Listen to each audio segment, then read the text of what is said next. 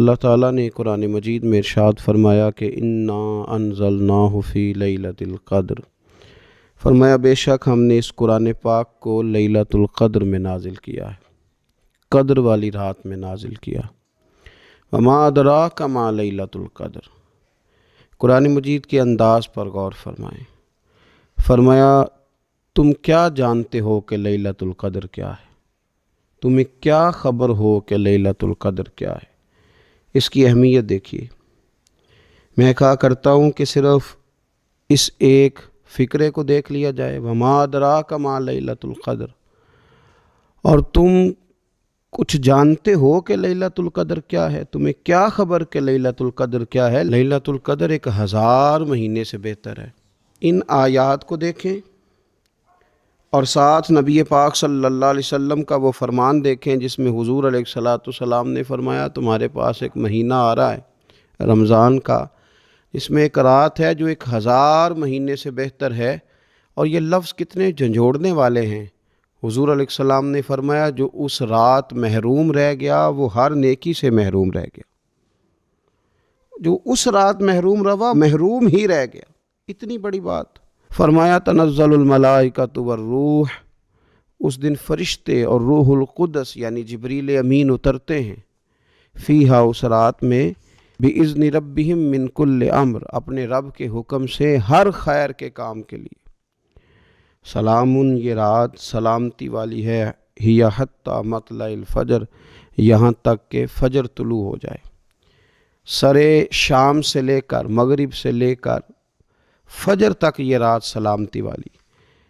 اس کو لیلۃ القدر اس لیے کہا جاتا ہے، ہمارے مفسرین فرماتے ہیں کہ اس دن قدر والی کتاب قرآن پاک قدر والے محبوب پہ نازل ہوئی اور قدر والی امت کی طرف بھیجی گئی۔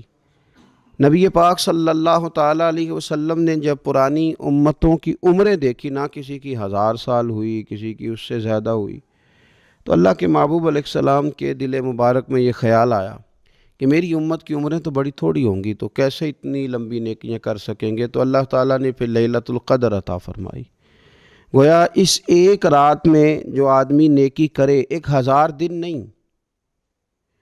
کتنا لوگوں کو شوق ہے کہ کوئی ایسا جیک لگے، یکدم میری ساری چیزیں بڑھ جائیں، تو اس پر بھی تو ذرا غور کرے نا۔ یہ ایک رات 1000 دن سے نہیں، 1000 مہینے سے افضل ہے۔ 1000 یکدم آپ کی نیکیوں کی عمر 1000 ماہ تک چلی جاتی ہے۔ کتنی بڑی فضیلت کی بات ہے۔ میرے رسول کریم صلی اللہ تعالیٰ علیہ وآلہ وسلم خاص توجہ دلاتے، اس رات کے حوالے سے خاص توجہ دلاتے۔ اور یہ رات کب ہوتی ہے؟ صحیح حدیث میں موجود ہے، نبی پاک صلی اللہ تعالیٰ علیہ وسلم نے فرمایا کہ اسے رمضان کے آخری عشرے میں تلاش کرو۔ گویا یہ جو 5 طاق راتیں ہیں نا، 21ویں، 23ویں، 25ویں، 27ویں، 29ویں، ان طاق راتوں میں اس رات کو تلاش کرو۔ اس رات اللہ کے فرشتے نازل ہوتے ہیں، آسمان دنیا پر، زمین پر فرشتے اترتے ہیں۔ حضرت جبریل امین علیہ الصلاۃ والسلام انہیں لے کر کے آتے ہیں، اور فرشتے کیا کرتے ہیں کہ جو بندہ اس رات اللہ کی یاد میں موجود ہو، جو بندہ اللہ تبارک و تعالیٰ کے ذکر میں موجود ہو، جو بندہ اس دن اللہ تبارک و تعالیٰ کی بارگاہ میں کسی بھی طور پر حاضر ہو، فرشتے اس کے لیے دعائے مغفرت بھی کرتے ہیں اور رب کی بارگاہ میں التجائے رحمت بھی کرتے ہیں۔ اور ایک روایت میں ہمیں یوں بھی ملتا ہے کہ فرشتے اسے مصافحہ بھی کرتے ہیں، ہاتھ بھی ملاتے ہیں۔ دیکھیے نا کتنی سعادت مندی ہے کہ انسان عبادت کر رہا ہو اور فرشتے اس کی زیارت کو آئیں۔ ہمارے صوفیاء فرماتے ہیں تو پکا پروگرام بنا لے عبادت کا، فرشتے کئی بار تیری زیارت کو آیا کریں گے۔ اور پھر ایک اور بات یہاں بڑی قابل توجہ ہے کہ انسان جب محسوس کرتا ہے نا مجھے کچھ دیکھ رہا ہے، تو ذرا اس کی عبادت کا انداز بھی تھوڑا تبدیل ہو جاتا ہے۔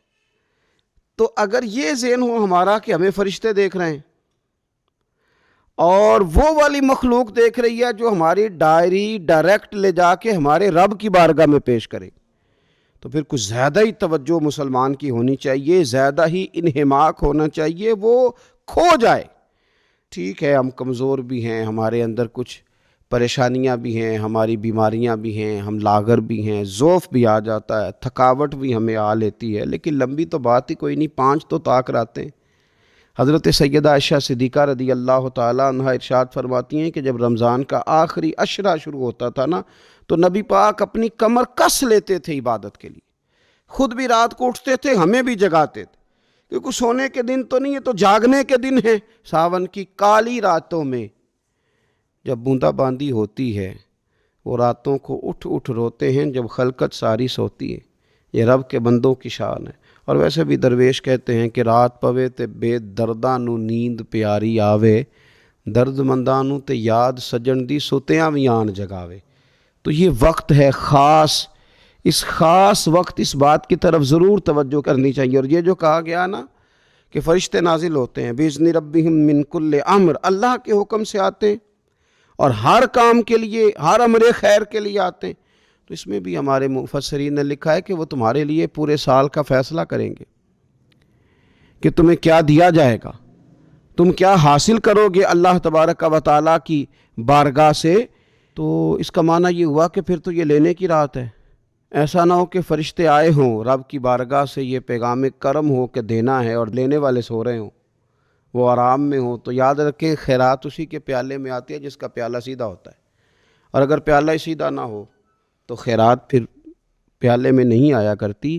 تو پھر اس کو جو کہا گیا نا کہ یہ سلامتی والی ہے، تو اس میں ایک اور بات بھی ہمارے پھر مفسرین نے لکھی ہے کہ اس رات، شیطان تو ویسے ہی قید ہے، اس رات بندے کا نفس بھی نہیں اسے تنگ کرتا۔ یہ طاق راتیں اتنی حسین ہے کہ تھوڑی سی بندہ ہمت کرے تو اللہ عبادت کے لیے اس کے دل کو قرار عطا کر دیتا ہے، اسے سکون ملتا ہے، طبیعت ٹھنڈی ہو جاتی ہے اور وہ بڑے ذوق کے ساتھ اللہ کی عبادت کرتا ہے۔ خوب بیداری کا مظاہرہ کریں طاق راتوں میں۔ میں نے رمضان سے پہلے مشورہ دیا تھا کپڑے وقت پہ خرید لو عید کے، اور وقت پہ سلا لو اور وقت پہ چیزیں لے لو۔ یہ جو خاص دن ہیں عبادت کے، یہ لوگوں کے بازاروں میں گزر جاتے ہیں۔ یہ زیادہ تر وقت ہمارا خریداری میں اور شاپنگ میں اور ایسے مہمل کاموں میں صرف ہو جاتا ہے کہ جن کی وجہ سے یہ خاص چیزیں جو ہمیں میسر آنی تھیں ان سے ہم کئی دفعہ رہ جاتے ہیں۔ تو اس رات کرنا کیا ہے؟ زیادہ سے زیادہ کھڑے ہو کے رب کی عبادت کریں، قرآن شریف کی تلاوت کریں، استغفار پڑھیں۔ سیدہ طیبہ طاہرہ حضرت عائشہ صدیقہ رضی اللہ تعالی عنہا نے عرض کی یا رسول اللہ اگر مجھے یہ رات مل جائے تو کیا پڑھوں؟ تو فرمایا عائشہ تم یہ دعا مانگنا، اللہم انکا عفو، اے اللہ بے شک تو درگزر کرنے والا، تحب العفو، اور تو درگزر کرنے کو پسند بھی کرتا ہے، فاعف عنی، ہم سے بھی درگزر فرما، ہمارے گناہوں کو معاف فرما۔ یعنی اس رات اللہ سے درگزر کا سوال کریں۔ جو لوگوں کے سامنے اپنی خطائیں ہوتی ہیں وہ تو ویسے بیچارے ہر وقت معافی مانگتے رہتے ہیں، جن کے پیش نظر اپنی غلطیاں ہوتی ہیں، جو اپنے رب کریم کی بارگاہ میں حاضر ہونے کا ارادہ رکھتے ہیں صاف ستھرا ہو کر، وہ تو ویسے ہی معافی کے طلبگار ہوتے ہیں۔ تو یہ تو خاص چانس ملا ہے معافی مانگنے کا، تو بالکل سستی کا مظاہرہ نہ کریں، بالخصوص وہ لوگ جو اعتکاف میں موجود ہیں۔ نیند تو کسی وقت بھی آ جاتی ہے، آپ دوپہر کو بھی ذرا چپ کر کے لائٹ آف کریں تو یہ آ ہی جاتی ہے۔ آپ سر شام بھی تھوڑا سا کھانا کھانے کے بعد اگر کمر سیدھی کرنے کو بھی لیٹ جائیں تو نیند تو پھر بھی آ ہی جاتی ہے۔ لیکن یہ سنہری قسم کے ایام ہیں، سختی نہیں، پابندی نہیں، فرض نہیں، لیکن اگر شوق کے ساتھ، ذوق کے ساتھ، توجہ کے ساتھ، میں ایک مثال دیا کرتا ہوں کہ یہ ہمارے پاس قیمتی دن ہے رمضان کے، ایک عمل کا ثواب 70 کے برابر ہے۔ تو جس طرح انسان کے پاس کوئی چیز تھوڑی دیر کے لیے آئے تو اس نے جانا ہو تو لوگ اس سے زیادہ فائدہ اٹھانے کی کوشش کرتے۔ دیہاتوں میں نا غریب گھروں میں استری نہیں ہوتی تھی، ہر گھر میں نہیں ہوتی تھی، تو کسی پڑوس سے استری لے کے آتے تھے تو بوڑھے لوگ یہ کہا کرتے تھے کہ زیادہ کپڑے استری کر لو، استری واپس کرنی ہے۔ جس چیز کو واپس کرنا ہو تھوڑی دیر کے لیے ہمارے پاس ہو، اس سے زیادہ لوگ نفع لینے کی کوشش کرتے ہیں۔ تو یہ تو تھوڑے دن باقی رہ گئے، طاق راتیں تھوڑی رہ گئیں، زیادہ نفع لینے کی کوشش کریں۔ اللہ تعالیٰ اس سال جب فرشتے لیلۃ القدر پہ آئیں تو وہ امت مسلمہ کے لیے ایسا رحمت کا پیغام لے کے آئیں کہ دین پھر سے غالب ہو جائے، اسلام پوری دنیا کے اندر اپنے غلبے کے ساتھ سامنے آ جائے، کفر کا، ظلم کا، زیادتی کا، جبر کا ہمیشہ کے لیے خاتمہ ہو جائے۔ نبی پاک صلی اللہ تعالیٰ علیہ وسلم نے جب پرانی امتوں کی عمریں دیکھی، نہ کسی کی 1000 سال ہوئی، کسی کی اس سے زیادہ ہوئی، تو اللہ کے محبوب علیہ السلام کے دل مبارک میں یہ خیال آیا کہ میری امت کی عمریں تو بڑی تھوڑی ہوں گی، تو کیسے اتنی لمبی نیکیاں کر سکیں گے؟ تو اللہ تعالیٰ نے پھر لیلۃ القدر عطا فرمائی۔ گویا اس ایک رات میں جو آدمی نیکی کرے، 1000 دن نہیں۔ کتنا لوگوں کو شوق ہے کہ کوئی ایسا جیک لگے، یکدم میری ساری چیزیں بڑھ جائیں، تو اس پر بھی تو ذرا غور کرے نا۔ یہ ایک رات 1000 دن سے نہیں، 1000 مہینے سے افضل ہے۔ 1000 یکدم آپ کی نیکیوں کی عمر 1000 ماہ تک چلی جاتی ہے۔ کتنی بڑی فضیلت کی بات ہے۔ میرے رسول کریم صلی اللہ تعالیٰ علیہ وآلہ وسلم خاص توجہ دلاتے، اس رات کے حوالے سے خاص توجہ دلاتے۔ اور یہ رات کب ہوتی ہے؟ صحیح حدیث میں موجود ہے، نبی پاک صلی اللہ تعالیٰ علیہ وسلم نے فرمایا کہ اسے رمضان کے آخری عشرے میں تلاش کرو۔ گویا یہ جو 5 طاق راتیں ہیں نا، 21ویں، 23ویں، 25ویں، 27ویں، 29ویں، ان طاق راتوں میں اس رات کو تلاش کرو۔ اس رات اللہ کے فرشتے نازل ہوتے ہیں، آسمان دنیا پر، زمین پر فرشتے اترتے ہیں۔ حضرت جبریل امین علیہ السلام انہیں لے کر کے آتے ہیں، اور فرشتے کیا کرتے ہیں کہ جو بندہ اس رات اللہ کی یاد میں موجود ہو، جو بندہ اللہ تبارک و تعالیٰ کے ذکر میں موجود ہو، جو بندہ اس دن اللہ تبارک و تعالیٰ کی بارگاہ میں کسی بھی طور پر حاضر ہو، فرشتے اس کے لیے دعائے مغفرت بھی کرتے ہیں اور رب کی بارگاہ میں التجائے رحمت بھی کرتے ہیں۔ اور ایک روایت میں ہمیں یوں بھی ملتا ہے کہ فرشتے اسے مصافحہ بھی کرتے ہیں، ہاتھ بھی ملاتے ہیں۔ دیکھیے نا کتنی سعادت مندی ہے کہ انسان عبادت کر رہا ہو اور فرشتے اس کی زیارت کو آئیں۔ ہمارے صوفیاء فرماتے ہیں تو پکا پروگرام بنا لے عبادت کا، فرشتے کئی بار تیری زیارت کو آیا کریں گے۔ اور پھر ایک اور بات یہاں بڑی قابل توجہ ہے کہ انسان جب محسوس کرتا ہے نا مجھے کچھ دیکھ رہا ہے، تو ذرا اس کی عبادت کا انداز بھی تھوڑا تبدیل ہو جاتا ہے۔ تو اگر یہ ذہن ہو ہمارا کہ ہمیں فرشتے دیکھ رہے ہیں اور وہ والی مخلوق دیکھ رہی ہے جو ہماری ڈائری ڈائریکٹ لے جا کے ہمارے رب کی بارگاہ میں پیش کرے، تو پھر کچھ زیادہ ہی توجہ مسلمان کی ہونی چاہیے، زیادہ ہی انہماک ہونا چاہیے، وہ کھو جائے۔ ٹھیک ہے ہم کمزور بھی ہیں، ہمارے اندر کچھ پریشانیاں بھی ہیں، ہماری بیماریاں بھی ہیں، ہم لاغر بھی ہیں، ضعف بھی آ جاتا ہے، تھکاوٹ بھی ہمیں آ لیتی ہے، لیکن لمبی تو بات ہی کوئی نہیں، 5 تو طاق راتیں۔ حضرت سیدہ عائشہ صدیقہ رضی اللہ تعالیٰ عنہ ارشاد فرماتی ہیں کہ جب رمضان کا آخری عشرہ شروع ہوتا تھا نا، تو نبی پاک اپنی کمر کس لیتے تھے عبادت کے لیے، خود بھی رات کو اٹھتے تھے، ہمیں بھی جگاتے تھے، کیونکہ سونے کے دن تو نہیں ہے، تو جاگنے کے دن ہیں۔ ساون کی کالی راتوں میں جب بوندا باندی ہوتی ہے، وہ راتوں کو اٹھ اٹھ روتے ہیں جب خلقت ساری سوتی ہے۔ یہ رب کے بندوں کی شان ہے۔ اور ویسے بھی درویش کہتے ہیں کہ رات پوے تے بے درداں نو نیند پیاری آوے، درد منداں نو تے یاد سجن دی ستیاں وی آن جگاوے۔ تو یہ وقت ہے خاص، اس خاص وقت اس بات کی طرف ضرور توجہ کرنی چاہیے۔ اور یہ جو کہا گیا نا کہ فرشتے نازل ہوتے ہیں بِإِذْنِ رَبِّهِمْ مِنْ كُلِّ امر، اللہ کے حکم سے آتے ہیں اور ہر کام کے لیے، ہر امر خیر کے لیے آتے ہیں۔ تو اس میں بھی ہمارے مفسرین نے لکھا ہے کہ وہ تمہارے لیے پورے سال کا فیصلہ کریں گے کہ تمہیں کیا دیا جائے گا، تم کیا حاصل کرو گے اللہ تبارک و تعالیٰ کی بارگاہ سے۔ تو اس کا معنی یہ ہوا کہ پھر تو یہ لینے کی رات ہے۔ ایسا نہ ہو کہ فرشتے آئے ہوں رب کی بارگاہ سے یہ پیغام کرم ہو کہ دینا ہے اور لینے والے سو رہے ہوں، وہ آرام میں ہوں۔ تو یاد رکھیں خیرات اسی کے پیالے میں آتی ہے جس کا پیالہ سیدھا ہوتا ہے، اور اگر پیالہ ہی سیدھا نہ ہو تو خیرات پھر پیالے میں نہیں آیا کرتی۔ تو پھر اس کو جو کہا گیا نا کہ یہ سلامتی والی ہے، تو اس میں ایک اور بات بھی ہمارے پھر مفسرین نے لکھی ہے کہ اس رات شیطان تو ویسے ہی قید ہے، اس رات بندے کا نفس بھی نہیں اسے تنگ کرتا۔ یہ طاق راتیں اتنی حسین ہے کہ تھوڑی سی بندہ ہمت کرے تو اللہ عبادت کے لیے اس کے دل کو قرار عطا کر دیتا ہے، اسے سکون ملتا ہے، طبیعت ٹھنڈی ہو جاتی ہے، اور وہ بڑے ذوق کے ساتھ اللہ کی عبادت کرتا ہے۔ خوب بیداری کا مظاہرہ کریں طاق راتوں۔ اگر آپ محسوس کریں نا کہ یار یہ نا میں نے بال نہیں صحیح، میرے بکھرے ہوئے ہیں، ٹوٹے ہوئے ہیں، تو محسوس کرتے ہیں یار کوئی دیکھے گا تو کیا کہے گا۔ 2 جوڑے بھی بعض لوگوں کو دن میں تبدیل کرنے پڑتے ہیں، وہ آسودگی حاصل ہوتی ہے، اس سے تسلی محسوس کرتا ہے آدمی۔ آپ 2-3 دنوں کے تھکے ماندے جب جا کے غسل کرتے ہیں نا گھر میں، تو اتنی کوئی وزن نہیں ہوتا مٹی کا یا کپڑوں کا، لیکن آپ غسل کر لیتے ہیں تو اپنے آپ کو ہلکا پھلکا محسوس کرتے ہیں۔ انسان کی طبیعت کا تقاضا ہے کہ تھوڑے سے بھی اگر میل کچیل اس کے ظاہری جسم پہ لگ جائے تو وہ تکلیف محسوس کرتا ہے۔ بس سمجھ لیں اس بات کو کہ اگر ظاہر پر ایک دو دھبا ہو تو بندہ بے چین رہتا ہے، تو اگر دھبے باطن پہ ہوں تو اگر دل پہ دھبے لگ جائیں نا، لالچ کا، ہرس کا، ہوس کا، حسد کا، عداوت کا، بغض کا، لوگ کہتے ہیں پتہ نہیں کیا بات ہے، میں بور ہو رہا ہوں، پتہ نہیں کیا بات ہے، مجھے کیا ٹینشن ہے، پتہ نہیں سارا کچھ ہے۔ تو میں کہتا ہوں سارا کچھ ہے، پر ایک ٹینشن بھی ہے آپ کو کہ مجھے دیکھ کوئی نہیں رہا، ایک مسئلہ بھی ہے کہ میری ذرا شہرت ہو جائے، ایک پریشانی بھی ہے کہ میری بھی ذرا کبھی کوئی فوٹو آنے لگ جائے، تو اس نے بے چین کر دیا، بے قرار کر دیا۔ آپ کے پاس سارا کچھ ہے، لیکن وہ جو بھائی تھوڑا سا 4 پیسوں میں آگے نکل گیا، وہ برداشت نہیں ہو پا رہا، اس نے اندر جوار بھاٹا برپا کر دیا ہے باطن میں۔ یہ جو اندر کے دھبے ہوتے ہیں یہ انسان کو بے چین کر دیتے ہیں، بے قرار کر دیتے ہیں۔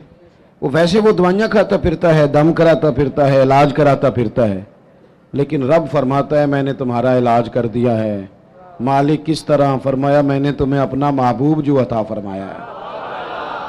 کما ارسلنا فیکم رسولا منکم یتلو علیکم آیاتنا ویزکیکم، فرمایا میں نے تمہیں میں سے تمہیں رسول دیے ہیں، وہ تم پر میری آیتیں پڑھیں گے اور تمہیں پاک فرما دیں گے۔ جب تزکیہ ہو جائے گا نا، اندر کی صفائی ہو جائے گی، پاکیزگی ہو جائے گی، تو پھر کوئی مکان نہیں حضرت بلال حبشی کے لیے رہنے کے لیے، کوئی مکان نہیں، مسجد میں سوتے ہیں۔ پھر کوئی مکان نہیں ان کے پاس، ان کے پاس جائیداد نہیں، کوئی مال نہیں، سادہ کپڑے پہنتے ہیں، کوئی ظاہری عہدہ نہیں، لیکن حال یہ ہے کہ محبوب فرماتے ہیں معراج سے واپس آ کر، بلال کیا عمل کرتے ہو؟ یا رسول اللہ کیا ہوا؟ فرمایا میں معراج پہ گیا تھا، میں نے تو تمہارے چلنے کی آواز جنت میں بھی سنی ہے۔ جب آپ اندر سے مطمئن ہو جاتے ہیں، 2-3 باتیں آپ کی خدمت میں عرض کرنی ہے۔ طبیعت جب تک بے لوث نہیں نہ ہوتی، جنہوں نے آدھی قیمت پہ کتابیں لے کے پڑھی ہیں، بڑی ڈگریاں انہوں نے حاصل کی ہیں، یہ کمزور نہ پڑھو۔ نبی پاک داعیہ اللہ ہے، حضور نے جگایا ہے، 15 دن نظر نہ آنا، مزدوری کر۔ وہ نوجوان 15 دنوں کے بعد آیا، اب تیرا حال کیا ہے؟ اس نے کہا حضور پہلے ایک پیالہ تھا نا، اب سارے گھر کے برتن بن گئے، پہلے ایک بستر تھا اب سارے گھر کے بستر۔ او نوجوانوں، ہم نے سہارا بننا ہے۔ ماں سے کہنا ہے اب تو نے آنسو نہیں بہانے، تیرا پتر بڑا ہو گیا ہے۔ بہن سے کہنا ہے اب تو کبھی پریشان نہیں ہوگی، تیرا بھائی بڑا ہو گیا ہے۔ بوڑھے باپ کے پاس بیٹھ کے کہنا ابا جی بس اب آنسو پوچھ دو، آج کے بعد پریشان نہیں ہونا، پتر جوان ہے۔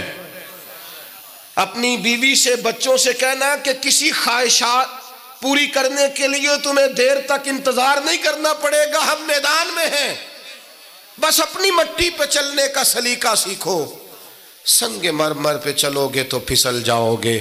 نبی پاک نے محنت کو سپورٹ کیا ہے، مشقت کو سپورٹ کیا۔ حضور علیہ السلام نے فرمایا سب سے بہترین کمائی وہ ہے جو تو اپنے 2 ہاتھوں سے محنت کر کے کھاتا ہے۔ فرمایا اللہ کے نبی حضرت داؤد علیہ السلام محنت کر کے کمایا کرتے۔ سنگیوں کام کرنا۔ اور دوسری بات، بھروسہ اللہ رسول پہ، بھروسہ۔ ادھر دیکھو میری طرف، دنیا داروں سے امیدیں لگا لیتے ہو بہت زیادہ، تو وہ دنیا دار بندے بیچارے کمزور ہوتے ہیں۔ جی یہ الیکشن کے دن تھے، گزشتہ سے پیوستہ الیکشن جو گزرا ہے، تو میرا ایک پیار والا دوست بھی ایک ایم این اے کے امیدوار کا بڑا ووٹر سپورٹر تھا۔ یہاں اس نے اس کا بیج فوٹو والا لگایا ہوا تھا۔ میں رات کو دیر سے جلسے سے لوٹ رہا تھا تو وہ کھڑا تھا باہر، اور اندر امیدوار صاحب تقریر کر رہے تھے۔ میں نے کہا ادھر آ، وہ آ گیا۔ میں نے کہا تو بڑا ووٹر سپورٹر ہے، جا تقریر سن جا کے، تیرا لیڈر تقریر کر رہا ہے تو باہر گھوم رہا ہے۔ کہندا ہے پیر صاحب جھوٹ پہ ماردا جو سارے جھوٹ بول رہا ہے، کرنا کرانا کچھ نہیں۔ تو میں کہ یار جی ایڈے پکے ووٹر سپورٹر نو بھی پتا ہے کہ جھوٹ پہ ماردا ہے، تو ہم تو ویسے ہی سپورٹر نہیں ہیں، ہم نے تو کی محبت تو سیاست کا چلن چھوڑ دیا. ہم اگر عشق نہ کرتے تو حکومت کرتے.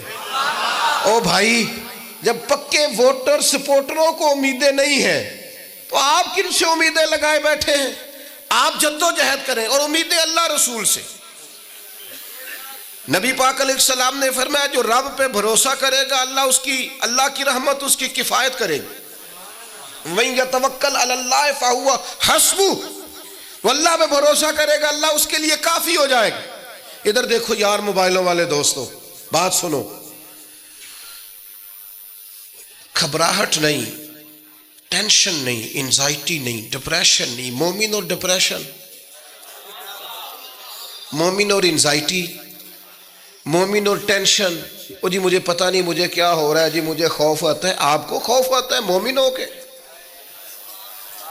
آپ کو یہ کرونا کے دن تھے تو مجھے لے گئے ایک سرکاری ہاسپٹل میں، آپ کچھ یہاں بات کریں، لوگوں کو حوصلہ دیں. تو ایک ڈاکٹر صاحب مجھ سے کہنے لگے جی مجھے نہ تنگ جگہ بڑی گھٹن ہوتی ہے، تو موت سے بڑا ڈر آتا ہے، قبر تو بڑی تنگ ہوتی ہے. میں نے کہا ڈاکٹر صاحب کچھ بھی نہیں. کہنے لگے سانس ہی نہیں آتا، چاروں جانب سے بند ہے. تو میں نے کہا بچہ بھی تو ماں کے پیٹ میں سانس لیتا ہے نا. آپ نے تو سبحان اللہ کہا. وہ ڈاکٹر تھے، انہوں نے نہیں کہا. وہ کہنے لگی جو تے اماں لیندی صاحب. ہنستے نہیں جی، باتیں ہنسنے کو نہیں سنا رہا، میں فکری باتیں کر رہا ہوں. کہا وہ تو اماں آکسیجن لیتی ہے تو بچے کو جاتی ہے. تو میں نے کہا چلیں ڈاکٹر صاحب وہ جو انڈے سے بچہ نکلتا ہے اس کے تو چاروں جانوں کوئی صورت نہیں ہوتی سانس کی. تو مجھے کہنے لگے آپ کہنا کیا چاہتے ہیں؟ میں نے کہا میں یہ کہنا چاہتا ہوں قبر کی دو حالتیں ہیں. قبر دوزخ کے گڑھوں میں سے گڑھا بھی ہے اور جنت کے باغوں میں سے باغ بھی ہے.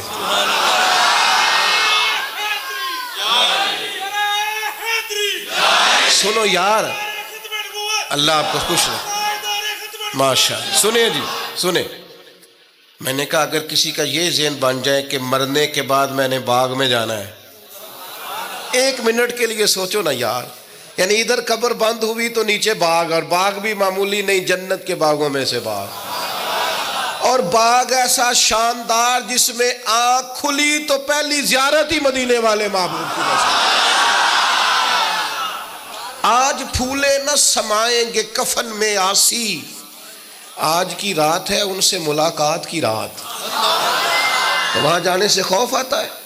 مومن خوف ٹینشن، مومن کو ایک ہی خوف ہے اللہ کا، رب سے ڈرتا ہے، اللہ کے سامنے کھڑے ہونے سے ڈرتا ہے.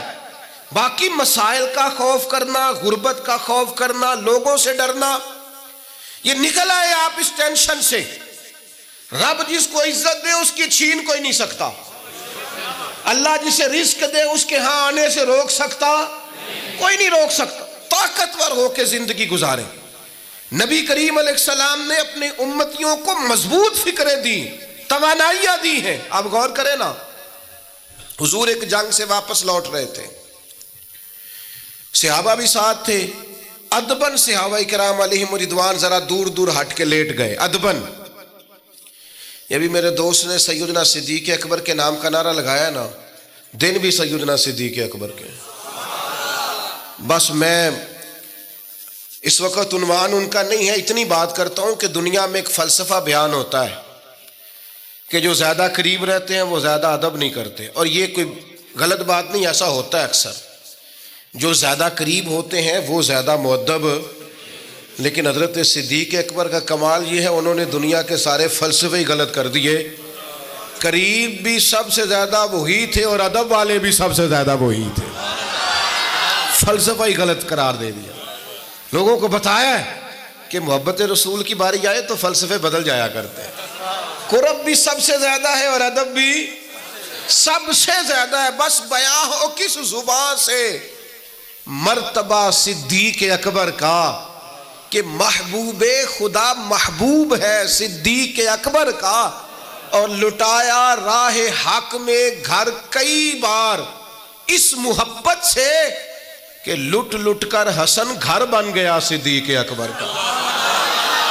لٹ لٹ کے حسن گھر بن گیا صدیق اکبر. تو صحابہ ادبن ذرا سرکار سے تھوڑا سا سائیڈ پہ ہو کے لیٹ گئے. نبی کریم علیہ السلام نے اپنی تلوار درخت کی ٹہنی سے لٹکائی. اور کریم بھی آرام فرما ہوئے، اچانک ایک کافر آیا، اس نے تلوار سرکار کی نکال لی، دیکھا حضور اکیلے اور پاس اسلحہ بھی نہیں ہے، تو حضور پر تلوار تان کے کہنے لگا اب آپ کو مجھ سے کون بچائے گا؟ نہیں، آپ زیادہ توجہ کریں بات پر، کون بچائے گا؟ یعنی آپ یوں سمجھ لیں کہ بندہ گھر میں سویا ہوا ہو تو اچانک اسے آواز آئے کہ چھت پہ کچھ چل رہا ہے، آپ کو اپنی مثال دے رہا ہوں، آپ کو اور اپنے آپ کو سمجھانے کے لیے، وہاں کے لیے نہیں۔ تو پتہ چلے نا چھت پہ کچھ چل رہا ہے تو بہت سارے لوگ ایسے ہوتے ہیں ان کے تکیے کے نیچے سے موبائل بھی نہیں نکلتا، اتنا ڈر جاتے ہیں، بالکل پریشر کے نیچے آ جاتے ہیں۔ یعنی ڈاکٹر نے کہہ دیا جی آپ کی رپورٹیں بتاتی ہیں کہ مشکل ہے آپ بچیں، تو کچھ تو ڈاکٹر کی بات سن کے فوت ہو جاتے ہیں، اور کچھ کہتے ہیں تیری رپورٹیں ٹھیک ہوں گی پر ہوگا وہ جو میرا رب جائے گا۔ یہ طاقت سرکار نے دی ہے اپنے غلاموں کو۔ اس نے تلوار اٹھائی، کہنے لگا آپ کو کون بچائے گا؟ تو محبوب کے چہرے پہ اطمینان، اور وہ جو اللہ نے میرے محبوب علیہ السلام کو روب دیا ہے، محبوب اسی حالت میں زیر لب مسکرائے اور فرمایا مجھے کون بچائے گا؟ مجھے میرا اللہ بچائے گا۔ اس میں بڑی طاقت ہے، اس لفظ میں بڑی طاقت ہے۔ کو مشکل آئے تو تعلقات نہ لڑایا کرو، وہ فائلوں میں رکھے کارڈ نہ نکالا کرو کہ فلانے کو فون کرتا ہوں۔ کبھی بھی مشکل آئے تو سب سے پہلے مصلی بچھایا کرو، اللہ کے حضور حاضری دیا کرو، طاقتور ہو جاؤ۔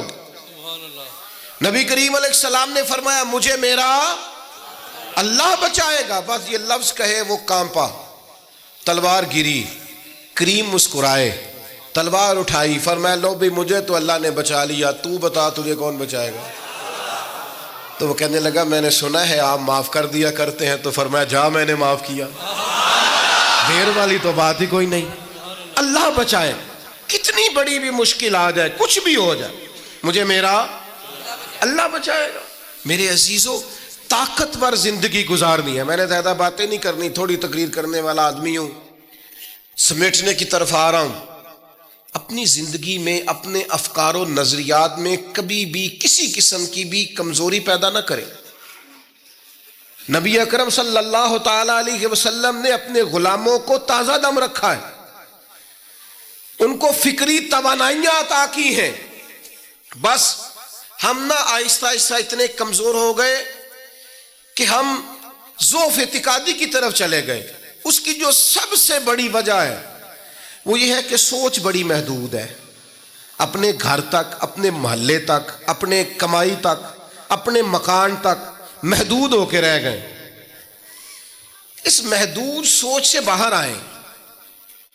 نبی کریم علیہ السلام نے فرمایا میں خلق کا رسول بن کے آیا ہوں،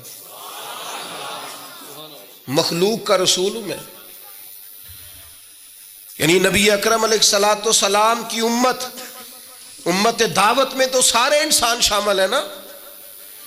محبوب نے کہا میں خلق کا رسول ہوں۔ جب بھی سرکار نے بات کی عالمی سطح کی بات کی، جب بھی، یہ اسلام جو ہے یہ حدود و قیود میں بند نہیں۔ اقبال کہتے ہیں بازو تیرا توحید کی قوت سے قوی ہے، تو جناب ہمارے وطن کا نام کیا ہے؟ اسلام تیرا دیس ہے، اسلام تیرا، اقبال کہتے ہیں بازو تیرا توحید کی قوت سے قوی ہے، اسلام تیرا دیس ہے تو مصطفی ہے۔ اسلام تیرا دیس۔ آپ کی سوچ بڑی ہونی چاہیے، وسیع سوچ۔ آپ کو پتہ ہے تجارت کو سرکار نے پسند کیا ہے، کیوں؟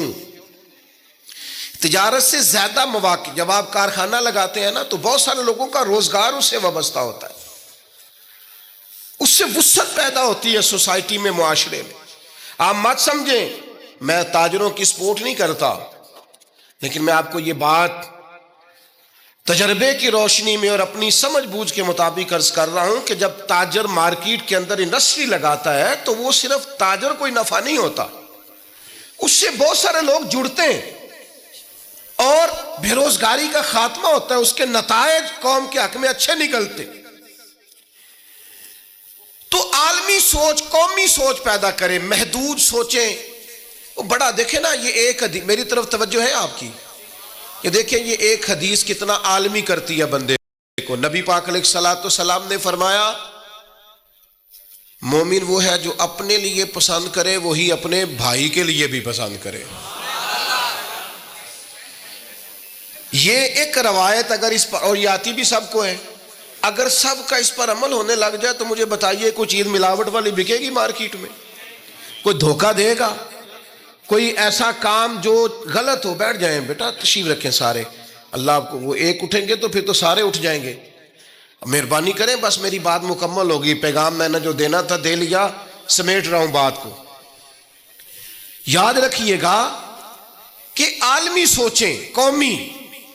آپ جب اپنے بھائیوں کے لیے بھی وہی پسند کریں گے جو خود پسند کر رہے ہیں تو سوسائٹی میں کتنا نکھار آئے. سرکار جب بھی بات کرتے تھے بڑی بات کرتے تھے، داعیہ اللہ ہے نا، تو جب بھی بات کی عالمی. ایک سفر سے حضور واپس تشریف لائے، کئی دنوں کے بعد حضور تشریف لائے تو سفر کا اثر تھا، تھکاوٹ تھی وجود اطہر پر، بظاہر لباس مبارک پر بھی اثرات تھے سفر کے. سیدہ طیبہ طاہرہ حضرت سیدہ زہرا رضی اللہ تعالی عنہ، آپ نے جب دیکھا نا سرکار کی کیفیت کو تو آنکھوں میں آنسو آ گئے. تو عرض کرنے لگیں، رو کے عرض کرنے لگیں، یا رسول اللہ آپ دین کے لیے کتنی مشقت برداشت کرتے ہیں، کتنی آپ تکلیف اٹھاتے ہیں.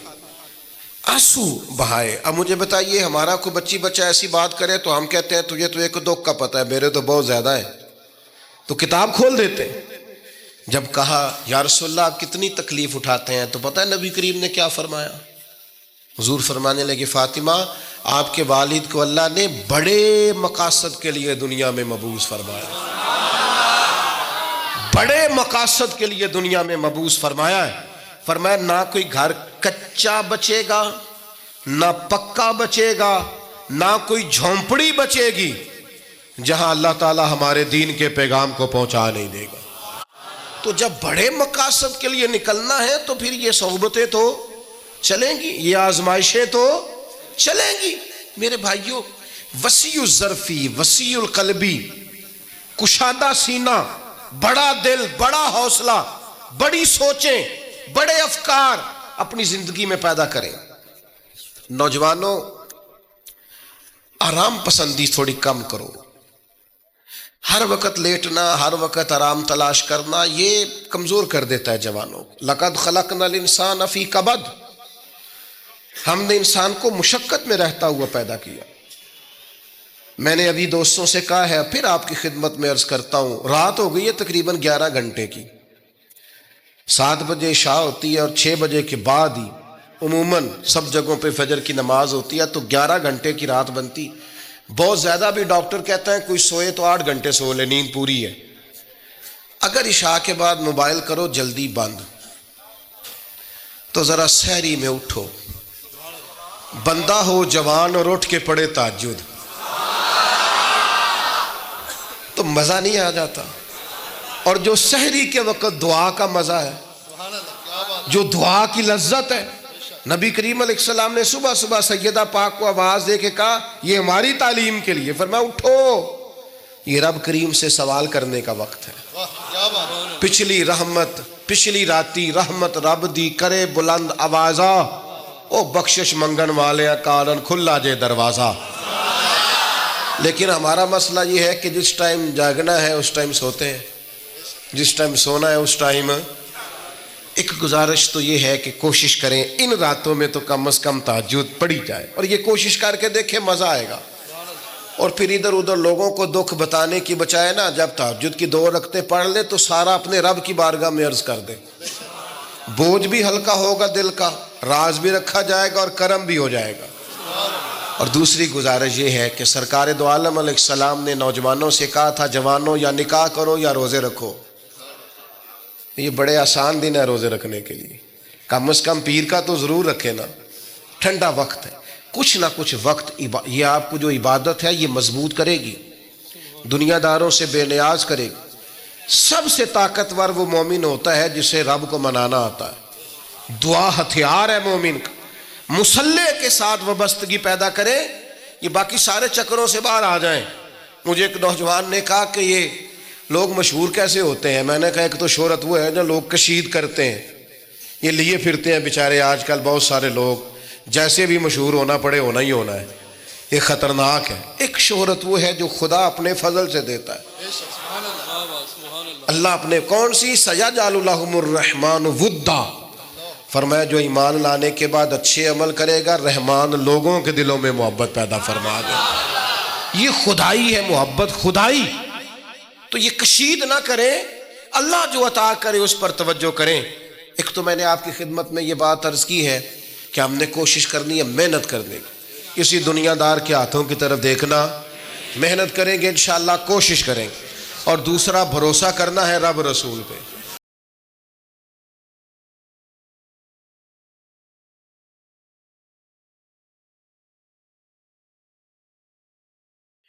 اللہ کا ولی کون ہوتا ہے؟ اس کی تعریف خود اللہ تعالیٰ نے قرآن مجید میں بیان فرما دی. لوگوں نے معرفت کے نام پر، خاص بات کے نام پر جھوٹ پھیلا دیا ہے.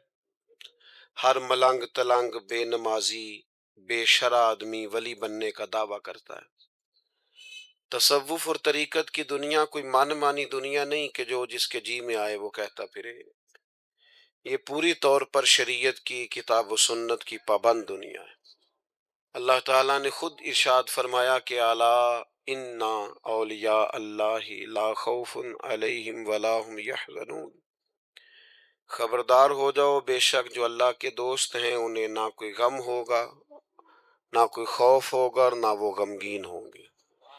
تو یا اللہ یہ کون لوگ ہیں؟ تو دو نشانیاں اللہ نے بیان کی. فرمایا الذین آمنوا، ایک وہ لوگ جو ایمان لائے، وکانوا یتقون، اور جنہوں نے تقوی اختیار کیا. اللہ کا بندہ مومن کامل مومن ہوتا ہے. معنی کیا ہے؟ اس کا عقیدہ بالکل ٹھیک ہوتا ہے، سچا سچا اور صاف ستھرا عقیدہ ہوتا ہے. نہ کسی اہل بیت میں سے کسی کا بے ادب ہوتا ہے، نہ صحابہ میں سے کسی کا بے ادب ہوتا ہے. تمام حضور کی اولاد پاک، یہاں تک کہ فاضل بریلوی نے کہا کہ جو بچہ بچہ ہے نا حضور کی اولاد کا، تیری نسل پاک میں ہے بچہ بچہ نور کا، تو ہے عین نور تیرا سب گھر. تمام کی عزت کرے. اور حضرت ابو بکر صدیق سے لے کر سیدنا امیر معاویہ تک رضی اللہ تعالیٰ عنہم اجمعین سب کا احترام کرے. کسی جگہ بھی اپنی مرضی کا کوئی فتویٰ داغنے کی، کوئی اپنی مرضی کی معرفت بیان کرنے کی کوشش، صحیح صاف ستھرے سچے عقیدے ہوں. اور ہم نظریات والے لوگ ہیں، شخصیات والے نہیں. جو بات ٹھیک کرے گا وہی بندہ ٹھیک ہے. یہ نہیں کہ بندہ بڑا ہے اور بات ٹھیک نہیں کر رہا تو لہذا بندہ دیکھو. بندے نہیں دیکھے جاتے، عقیدے دیکھے جاتے. پہلی بات یہ کہ الذین آمنوا، اور پھر اسی کے ضمن میں عقائد کی پختگی کے ہی ضمن میں فرمایا کہ وہ متوکل ہو، اللہ پر توکل رکھتا ہو، اس کا بھروسہ اللہ کی ذات پر مضبوط ہو. یقین کامل والا بندہ اللہ کا بندہ ہوتا. وہ پکے نظریات کا بندہ ہوتا ہے. جو لوگ بے یقین ہوتے ہیں، کمزور باتیں کرتے ہیں، پتہ نہیں ہوگا کہ نہیں ہوگا، پتہ نہیں ٹھیک ہے کہ نہیں، وہ لوگ اولیاء نہیں ہوتے. اولیاء کرام کامل یقین والے لوگ. وَمَن يَتَوَكَّلْ عَلَى اللَّهِ فَهُوَ حَسْبُهُ، رب فرماتا ہے جو میری ذات پر بھروسہ کرے گا میں اس کے لیے کافی ہو جاؤں گا. نبی کریم علیہ السلام نے ہمیں اللہ پہ بھروسہ کرنا سکھایا. وہ ولی نہیں ہوتے جو لوگوں کے نظریے کمزور کرتے ہیں. ایسے بندہ چلا گیا دعا کرانے، میرا کام نہیں چلتا، آگے سے بابا جی نے کہہ دیا تینوں کسی نے کچھ کیتا ہے، حالانکہ اس بابے نو کسے کچھ کیتا ہے جڑا انج دیاں گلاں کردا ہے. او دا علاج ہونا ہے، انہوں کو چنگے تویز دی لوڑ ہے.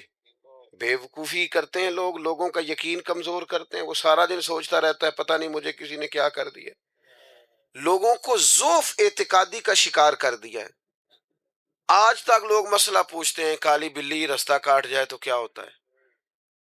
اچھا بولا سیانا آدمی تھا، اپنی بیوی سے لڑائی کر بیٹھا، کیوں؟ کہتا میں باہر جاتا ہوں تو پیچھے سے آواز دے دیتی. اچھا شگون نہیں ہو، یہ مومن کا طریقہ ہے؟ تو بلیوں اور رسیوں کی بات کرنا مومن کی شان ہے؟ مومن کے ساتھ تو رب ہوتا ہے،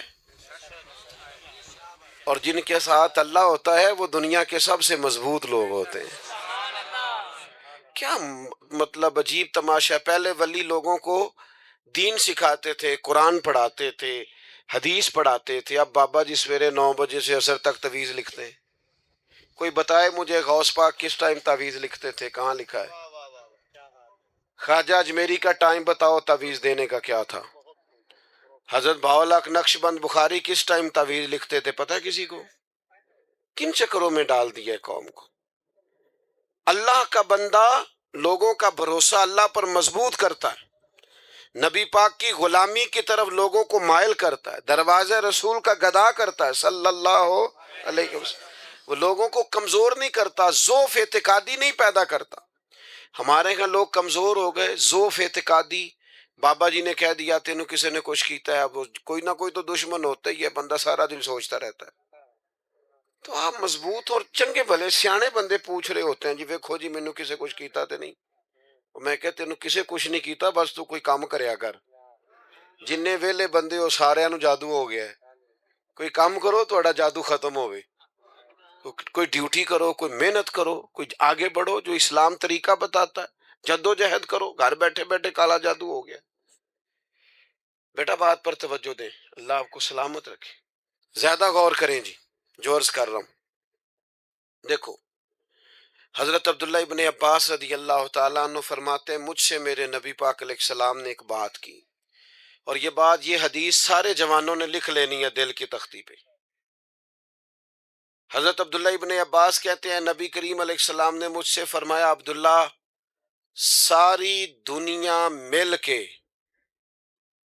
تیرا کچھ سنوارنا چاہے سنوار نہیں سکتی جب تک اللہ نہ چاہے، اور ساری دنیا مل کے تیرا کچھ بگاڑنا چاہے بگاڑ نہیں سکتی جب تک اللہ نہ چاہے۔ تو یہ سہمنے کا کیا مطلب ہوا جی؟ ڈرے ڈرے رہنے کا کیا مطلب؟ حالات کے سہمے ہوئے لوگوں کو بتا دو حالات بدل جاتے ہیں، ایک جیسے نہیں رہتے۔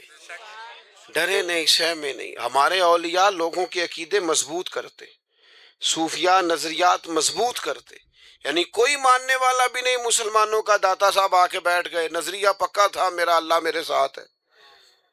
خواجہ اجمیر جا کے وہاں بیٹھ گئے، ایک جناب انہوں نے خیمہ لگایا اور وہ تو مضبوط نظریے والے لوگ تھے، کچی کچی باتیں کرنا لوگوں کو۔ وہ ایک بات لکھی ہے بزرگوں نے، ایک بادشاہ کو وہم ہو گیا تھا کہ اگر صبح صبح کو برا بندہ میرے متھے لگ جائے تو میرا کام نہیں ہوتا، بدشگونی لیتے ہیں نا لوگ۔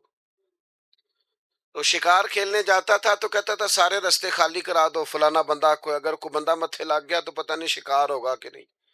وہ شکار کھیلنے نکلا، ساری سڑکیں خالی کرا دیں۔ ایک بندہ تھا بیچارہ جنگل سے لکڑیاں کاٹ کے لا رہا تھا، اپنے بچوں کے لیے چولہا جلانا تھا گھر میں، اسے پتہ نہیں تھا بادشاہ آ رہا ہے، وہ چڑھ گیا سڑک پہ، قابو آ گیا فوج کے۔ بادشاہ کو غصہ آیا، تمہیں کہا تھا اگر کوئی ایسا بندہ آ جائے تو میرے کام خراب ہو جاتے ہیں، تم نے روکا کیوں نہیں؟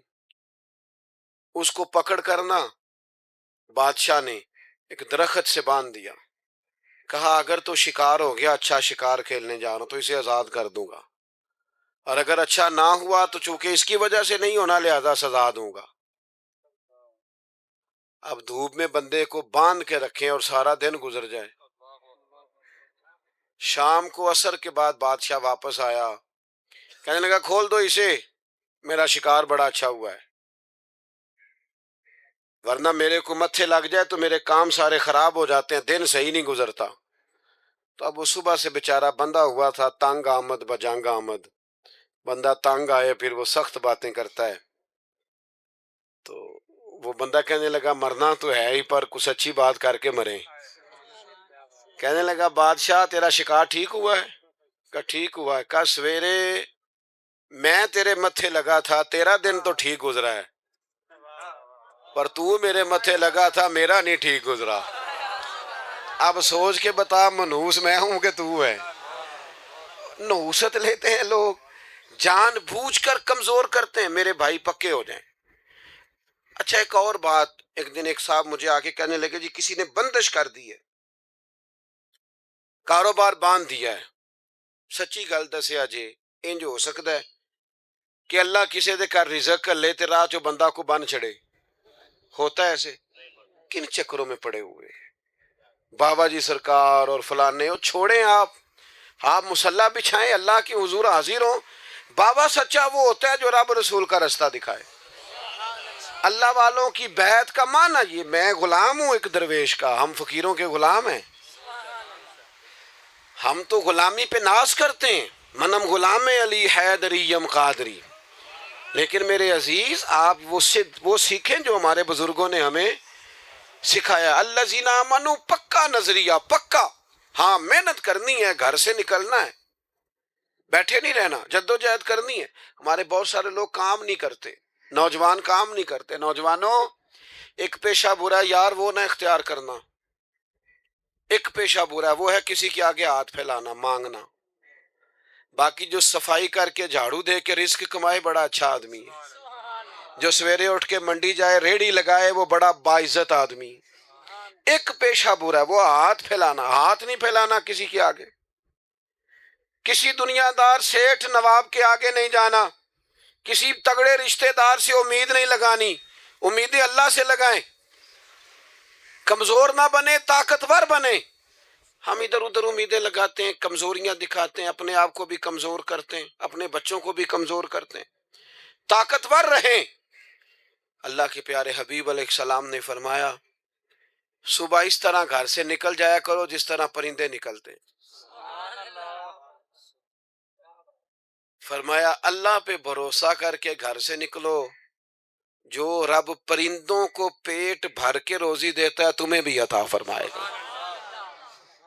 نکلو گھر سے، نکلو، نکلنے کا ارادہ کرو. پروگرام نکلنے کا بناؤ. نکلنے کا پروگرام ہی نہیں لوگ بناتے، ارادہ ہی نہیں کرتے، محنت نہیں کرتے. کھیتی باڑی کریں، کام کاج کریں، جانور پالیں، جو دیہاتی ماحول میں ممکن ہو سکتا ہے کریں، لیکن اپنی مٹی پہ چلنے کا سلیقہ سیکھو. سنگ مرمر پہ چلو گے تو پھسل جاؤ گے. میرے عزیز کام کریں اللہ. اور دوسری بات وَقَانُوا يَتَّقُونَ. میں لمبی تقریر نہیں کیا کرتا، میں تھوڑی سی تقریر کرتا ہوں، لیکن کوشش کرتا ہوں وہ کروں جو یاد رہ جائے، وہ کروں جس کی ضرورت ہو. میری کچھ طبیعت بھی ٹھیک نہیں، بعض دوست بہت اصرار کر کے بعض اوقات وعدہ لے لیتے ہیں تو پھر اس وعدے کی پابندی کرنی پڑ جاتی ہے. میں نے چند ایک باتیں کرنی ہیں، آپ میری بات پر توجہ رکھیں گے. اور ایک بات ضرور ذہن میں رکھیں، پیروں کے ہاتھ چومنا ضروری نہیں ہوتا، ان کی بات ماننا ضروری ہوتا ہے. یہ گاڑیوں کے پیچھے بھاگنا، ایک دوسرے کو دھکے شکے دینا، اسلام تو کہتا ہے کسی کو دھکا لگے تو حجر اسود نہ چومو. آپ دھکے دے کے پیر صاحب کے ہاتھ چوم رہے ہیں. تو اس لیے ان چکروں سے باہر آئیں، بات مانیں. آپ میری کوئی بات مانیں گے میرے گناہ معاف ہوں گے، میرے لیے کوئی بخشش کا ذریعہ بنے گا. کچھ بھی نہیں ہے ہم لوگ، کوئی شے نہیں، اللہ جانتا ہے کیا ہے مسئلہ. ایک دین بتانے والے چھوٹے سے آدمی، بات نہیں مانتی قوم. میں اکثر دوستوں سے کہتا ہوں پہلے لوگ دعا لیتے تھے، آج کل فوٹو لیتے ہیں. پہلے ملتے تھے کہتے دعا کرو، اب کہتے ہیں کبھی فوٹو بن جانا. او بھائی فوٹو کوئی ثواب کا کام ہے، خیر کا کام کریں جو کرنے والا ہے. تو پہلی بات یہ کہ مضبوط ایمان، مضبوط عقیدے، اور پھر وَقَانُوا يَتَّقُونَ. اللہ کا بندہ متقی ہوتا ہے. متقی کون ہوتا ہے؟ بولیے. نماز پڑھنے والے کو نمازی کہتے ہیں، حج کرنے والے کو، سخاوت کرنے والے کو، گناہ سے بچنے والے کو متقی کہتے ہیں. پرہیزگار کوشش کرے گناہوں سے بچے، اس کو متقی کہتے ہیں. ڈاکٹر کے پاس دوائی لینے جاتے ہو، ڈاکٹر ایک دوائی دیتا ہے ساتھ پرہیز بتاتا ہے. مشکل کام کیا ہے؟ جلدی سے بتائیں نا، دیر بڑی کرتے ہیں. کچھ لوگ ناراض ہیں، بولتے نہیں بالکل بھی. بتائیں دوائی کھانا مشکل ہے کہ پرہیز کرنا؟ بس سمجھ لو یہ دین میں بھی پرہیز ہی مشکل ہے. لوگ نماز پڑھ لیتے ہیں، جھوٹ سے پرہیز نہیں کرتے. روزہ رکھ لیتے ہیں، غیبت سے پرہیز. حج کر لیتے ہیں لیکن مال حرام سے پرہیز. پرہیز کریں، پرہیز کرنا تقویٰ ہے. پرہیز کرنے والا متقی ہے، متقی اللہ کا دوست ہے۔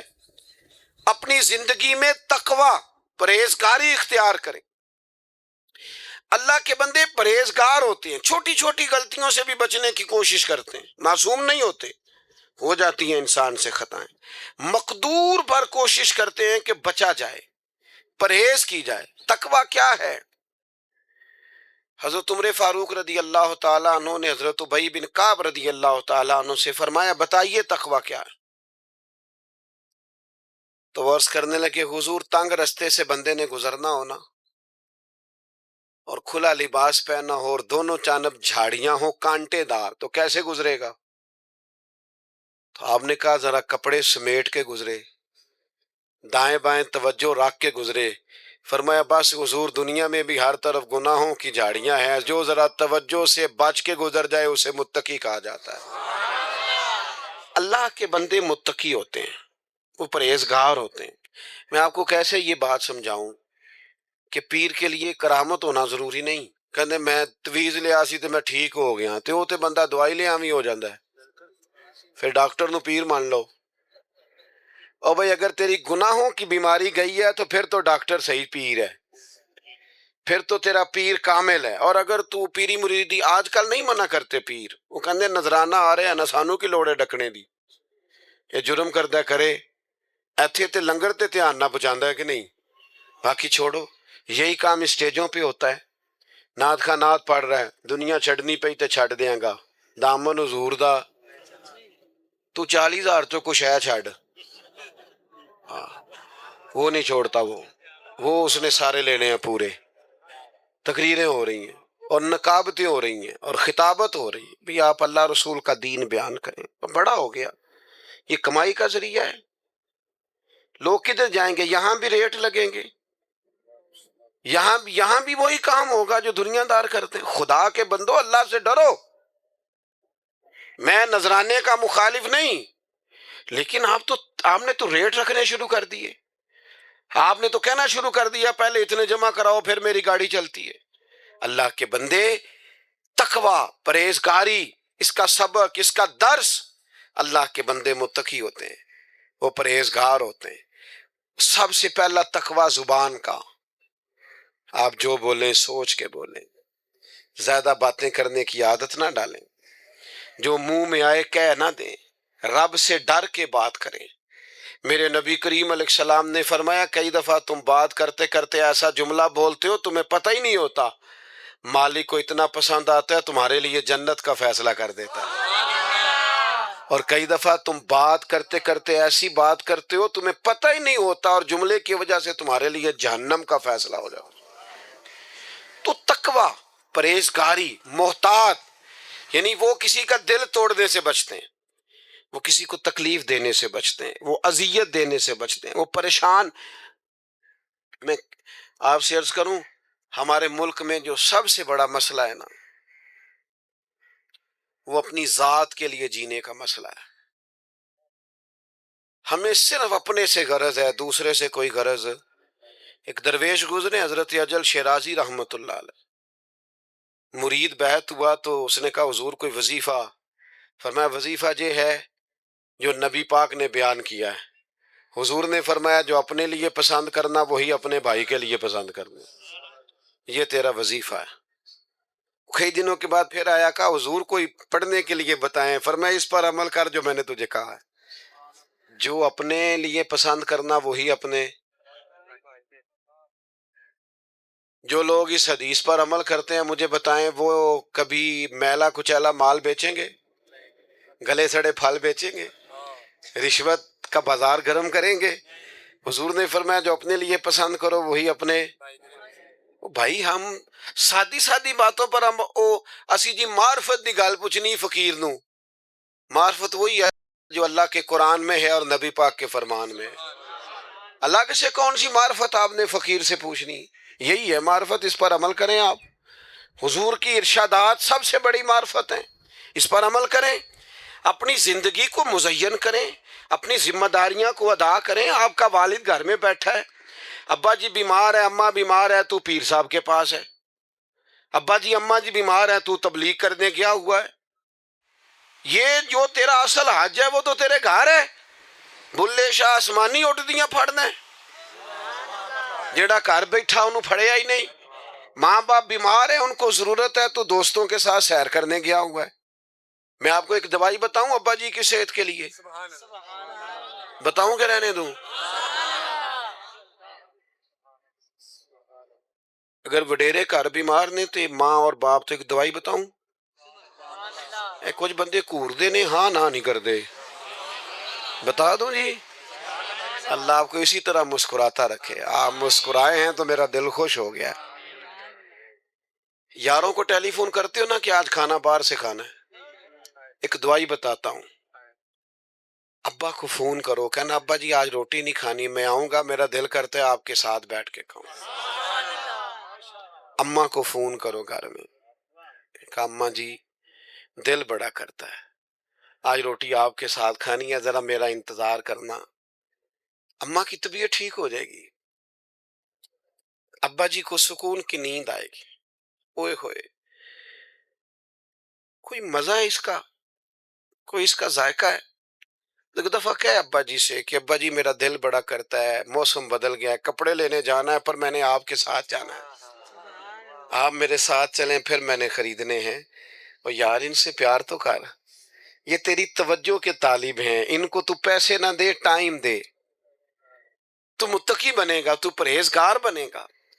تیری بیوی بیچاری نے تجھ سے باتیں کرنی ہیں، تو یاروں سے گھنٹوں گپے لگاتا ہے، وہ کہتی ہے دو میری بھی سن لے، وہ تیرا ہی لباس ہے، جو وہ تجھ سے کہہ سکتی ہے کسی اور سے کہہ سکتی، تیرے پاس ٹائم ہی نہیں، تو باقی ساری کھیلیں کھیل آیا ہے، اور بچے تیرے انتظار کر رہے ہیں اور تو ان کو کہتا ہے میں بڑا تھکا ہوا ہوں، پیچھے ہٹ جاؤ۔ نبی پاک علیہ السلام سے زیادہ کو مصروف رہ سکتا ہے؟ پر حضور تو نواسوں کو کندھوں پہ بٹھاتے تھے، نبی پاک کے ساتھ تو وہ نماز کے وقت بھی ساتھ آ جاتے۔ ہم اپنی اصل جو زندگی ہے اس کو خوبصورت کیوں نہیں کرتے؟ ہمیں شریعت اسلام، میں اکثر دوستوں سے کہتا ہوں، جو دادا اللہ نے پسند کیا اس خاندان میں اللہ نے مجھے پیدا کیا، جو ماں باپ دادی نانا نانی ماموں چاچو اللہ نے پسند کیے وہاں مجھے اللہ نے پیدا کیا۔ یہ ہماری مرضی نہیں ہوتی ہے، کس کی مرضی ہوتی ہے؟ تو جو دادا اللہ نے پسند کیا وہ ہمیں بھی پسند ہونا چاہیے، جو نانا اللہ نے ہمارے لیے پسند کیا ہمیں بھی پسند ہونا۔ اسی دوجیاں نال پیار کردے ہاں تے اپنے نال۔ او میرے عزیز، آپ کا لہجہ انداز محبت والا ہو، پیار والا ہو، آپ متقی بنیں۔ یہ جو اپنی مرضی کا سونا، اپنی مرضی کا اٹھنا، اپنی مرضی کا جاگنا، اپنی مرضی کا کھانا، اس سے نکل آؤ، دوسروں کا خیال رکھنا شروع کرو۔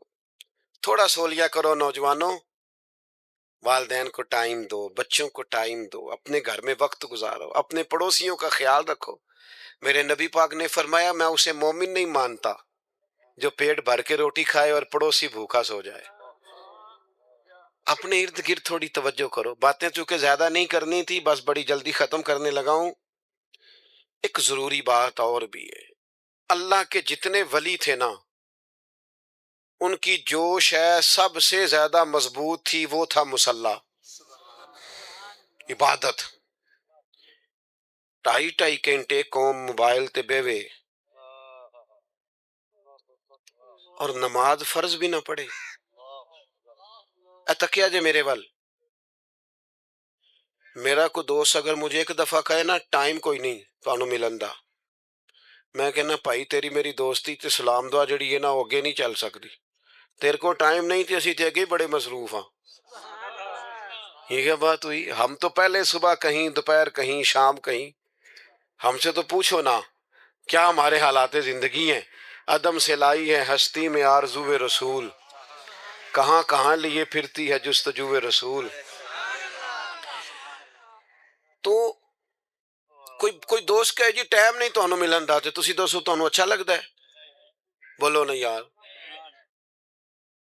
اللہ مجھے معاف کرے، نقل کفر نہ باشد، جب یہ کہتے ہو کہ میرے پاس نماز کا ٹائم نہیں۔ پتہ ہے کتنی ڈاڈی بات کرتے ہو۔ میرا ایک کلاس فیلو تھا، تو میں اسے کہتا نماز پڑھ، کہتا بس یار میں ہے اچھا آدمی کہتا یار بس وہ کاروبار بہت پھیل گیا، دعا کرنا، یہ میری غلطی ہے. تو چونکہ بے تکلفی تھی تو اس کو چوٹ لگ گئی، آپریشن کرانا پڑا، فریکچر ہو گیا. تو پھر میں تیمارداری کرنے کے لیے گیا 2-3 دفعہ. تو آخری پھیرے میں نے اسے کہا چھوٹی سی بات کرنی ہے، اور میں نے بڑے ادب سے بڑے دھیمے لفظوں میں کہا، میں کیا وہ آپریشن دا ٹائم نکلا ہے، نماز کا ٹائم ہی نہیں. صبح فلائٹ ہو تو آنکھ کھل جاتی ہے، نماز کے لیے کیوں نہیں کھلتی؟ نہ کرو یار ایسے. مصلی بعد والذین یبیتون لربہم سجدا وقیاما، اللہ کے بندوں کی راتیں سجدوں میں گزرتی ہیں، قیام میں گزرتی ہیں. محفلیں بے شک چھوٹی ہو جائیں، نمازیں نہیں چھوٹی ہونی چاہیے. آپ باقی جگہوں پہ ٹائم کم کریں، عبادات کے لیے اپنے آپ کو تیار کریں ذہنی طور پر، فکری طور پر. تو میری بات مکمل ہوئی. میں نے 3 باتیں آپ کے سامنے رکھی. ایک تو یاد رکھنا ہے، ہمیشہ بھولنا نہیں کہ دیکھیں میں تقریر جو میں کر رہا ہوں میں آپ کو دہرا رہا ہوں، سبق صحیح یاد کرا رہا ہوں. اللہ کا ولی کامل ایمان والا ہوتا ہے، اس کا عقیدہ ٹھیک ہوتا ہے، یقین مضبوط ہوتا ہے، اور قریب بیٹھنے والوں کا یقین بھی وہ مضبوط کرتا ہے. دوسری بات یہ کہ وہ متقی پرہیزگار ہوتا ہے، وہ گناہ سے بچتا ہے، دوسروں کو بھی بچانے کی. اور تیسری بات یہ کی کہ مسلح مضبوط، نماز کی